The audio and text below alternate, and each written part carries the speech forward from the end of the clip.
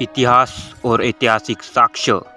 इतिहास के अंतर्गत हम जिस विषय का अध्ययन करते हैं उसमें अब तक घटित घटनाओं या उससे संबंध रखने वाली घटनाओं का काल क्रमानुसार वर्णन होता है। दूसरे शब्द में मानव की विशिष्ट घटनाओं का नाम ही इतिहास है, या फिर प्राचीनता से नवीनतम की ओर आने वाली मानव जाति से संबंधित घटनाओं का वर्णन इतिहास है।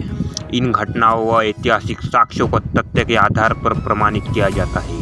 इसका मतलब इतिहास कोई काल्पनिक कहानी या फिर अपने मन से बनाई हुई कहानी नहीं है, बल्कि मानव जाति के संदर्भ में ऐसी भूतकालीन घटित घटना है जो उपलब्ध साक्ष्य, अवशेष, उपकरण और अन्य सबूतों के आधार पर लिखी गई होती है। इसी उपकरणों को ऐतिहासिक साक्ष्य अथवा ऐतिहासिक उपकरण कहते हैं।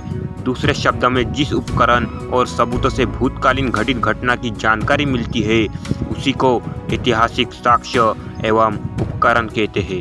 इसे 3 टाइप में बांटा जा सकता है। पहला, लिखित, जिसमें मजहब के ग्रंथ, किसी की जीवनी, शिलालेख, अभिलेख, वेद, पुराण, रामायण, महाभारत के ग्रंथ आदि शामिल होते हैं। दूसरा है अलिखित या भौतिक उपकरण।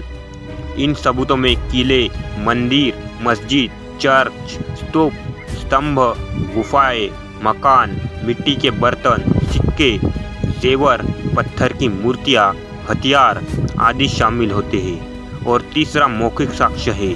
इसमें कविताएं, लोकगीत, लोककथाएं, कविताएं आदि शामिल है जो एक पीढ़ी से दूसरी पीढ़ी तक प्रेषित होती रहे। इतिहास का क्षेत्र। इतिहास का क्षेत्र बड़ा व्यापक है। इतिहास प्रत्येक व्यक्ति का होता है। इतिहास गांव का, शहर का, जिला, राज्य, देश का इतिहास होता है। इतिहास समाज का, धर्म का, सभ्यता का, राजनीति का, वातावरण का, विश्व का, यहाँ तक कि इतिहास का भी इतिहास होता है।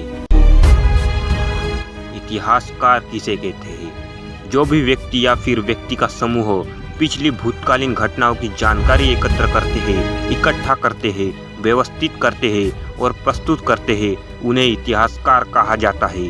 जो इस जानकारी को पुरातात्विक साक्ष्य के माध्यम से खोजते हैं उन्हीं को इतिहासकार कहते हैं।